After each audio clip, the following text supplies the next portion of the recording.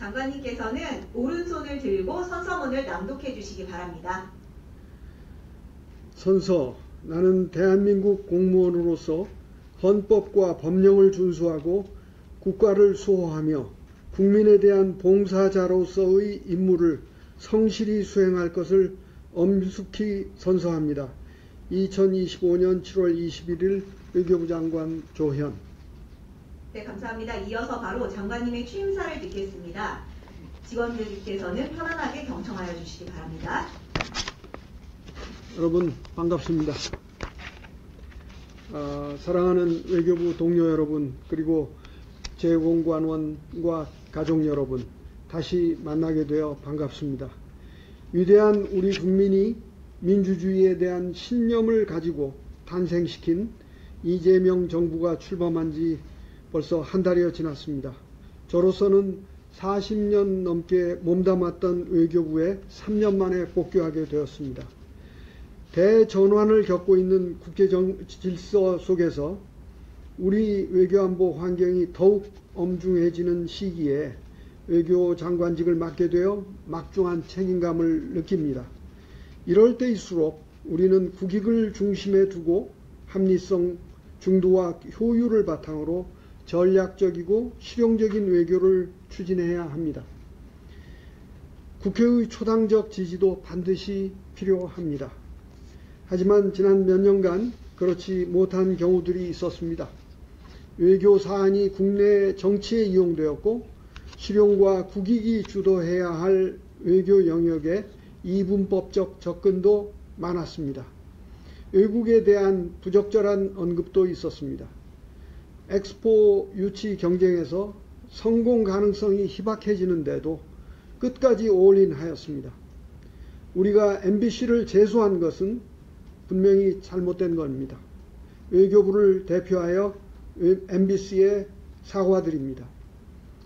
급기야는 민주주의 정상회의를 주최한 지 얼마 지나지 않아 전직 대통령이 민주주의 전복을 시도하기까지 했습니다. 이런 모든 과정에서 그간 외교부가 국민의 기대에 부응하지 못한 데에 외교부를 대표하여 국민 여러분께 진심으로 사과드립니다. 이런 일이 반복되지 않도록 조직 문화와 업무 관행을 확실히 바꾸어 나가겠습니다. 과거의 잘못으로부터 교훈을 찾되 앞으로 지난 정부 탓은 하지 않겠습니다. 한편 불가피하게 지시를 따를 수밖에 없었던 직원들에게는 미안하고 안쓰러운 마음이 듭니다. 외교적 뒷수습을 하느라 애쓰셨습니다. 또한 지난 몇 년간 많은 어려움 속에서도 각자의 위치에서 묵묵히 업무에 매진해 주신 여러분께 다시 한번 감사드립니다. 친애하는 동료 여러분, 이제 우리는 정상으로의 복귀를 넘어 하루속히 앞으로 나아가야 합니다. 대전환의 위기를 국익 극대화의 기회로 만들어야 합니다. 그러기 위해서는 무엇보다도 급변하는 국제정치 현실을 냉정히 판단하고 대통령께서 강조하신 국익 중심의 실용 외교를 구현해야 합니다. 먼저 지정학적 불안정과 긴장이 심화되는 이 시기에 한반도의 평화를 정착시키는 것이 최우선입니다. 이를 위해 한미 간 긴밀한 공조하에 한반도에서 긴장을 완화하고 북한과 대화의 길을 만들어야 합니다. 단계적 실용적 접근법을 통해 한반도 평화와 북핵 문제 해결에 실질적 진전을 이루어내야 합니다. 주요 주변국과의 관계를 발전시켜 나가는 한편 외교 다변화도 결코 소홀히 할 수 없습니다. 심화하는 미중 전략 경쟁 속에서 우리 안보와 평화, 번영을 위한 전략적 지평 확대는 더 이상 선택이 아닙니다. 또한 당면한 경제안보 통상위기를 극복할 뿐 아니라 미래를 위한 지속 가능한 발전의 토대를 만드는 것도 중요합니다. 특히 안보, 경제, 과학기술의 3대 축이 연동된 새로운 국제 정치 경제 질서에서는 우리의 업무 체계와 인식의 틀에 깊이 자리 잡은 정무와 경제 간 칸막이를 허물어야 합니다. 아울러 외교부도 국민의 생명과 안전을 지키고 민생에 기여하는 기관으로서의 역할을 강화해야 합니다. 재외국민에 대해 보다 촘촘한 안전망을 구축하고 편익을 증진하면서 동포사회와 연대를 강화하는 과제가 바로 그것입니다. 그런데 이 모든 과제를 이행하기 위해서는 우리의 총체적 외교 역량이 뒷받침되어야 합니다. 외교 역량은 1차적으로 여러분 개개인으로부터 나옵니다. 따라서 저는 직원 모두가 전문성과 역량을 키우고 조직 문화를 개선할 수 있도록 외교 체제의 혁신에 특별히 더 신경을 쓸 것입니다. 갓 입부한 직원부터 장기 해외 근무자까지 모두에게 교육 훈련의 기회를 늘리겠습니다. 직급별, 기수별, 채용 경로별 경계에 갇히지 않고 인재들이 적재적소에서 실력을 발휘할 수 있도록 제도를 운영하겠습니다. 직급이나 직위와 무관하게 본인의 의견을 자유롭게 개진할 수 있도록 개방적이고 수평적인 조직 문화를 장려하겠습니다. 직원들이 담당 업무의 주인의식을 가지고 임하되 혹시 실망스러운 결과가 나오더라도 그 책임은 위쪽에 더 많이 주도록 하겠습니다. 본부와 공관이 각자의 역할을 분명히 하면서 공관장에게는 더 많은 역할과 책임을 주고자 합니다. 제외 공관장들은 양국관계의 모든 영역에서 통합적 조정 역할을 해야 합니다.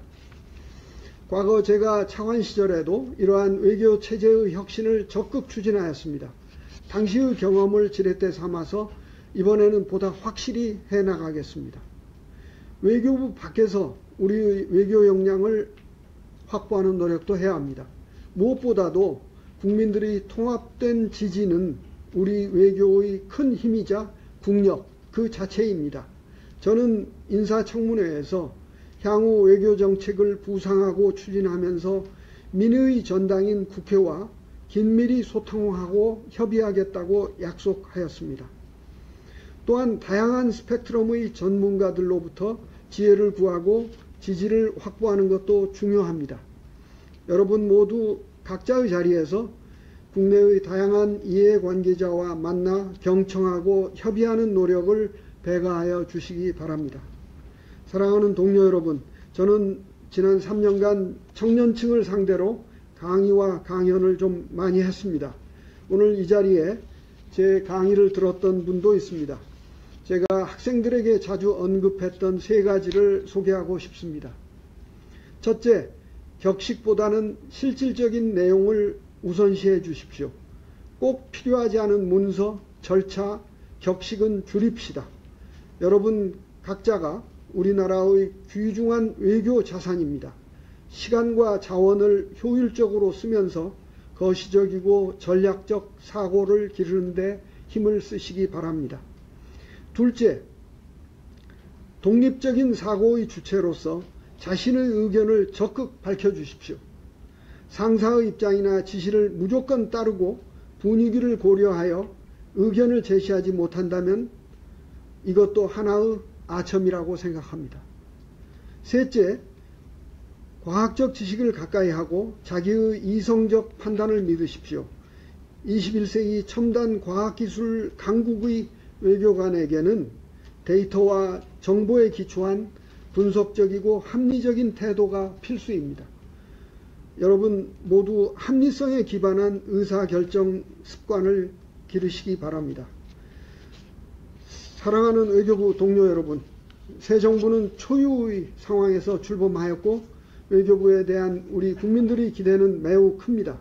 이러한 기대에 부응하여 여러분 모두 사명감과 주인의식을 갖고 업무를 추진해 주시길 바랍니다. 저 또한 이 모든 과정에 함께 하겠습니다. 앞장서겠습니다. 감사합니다.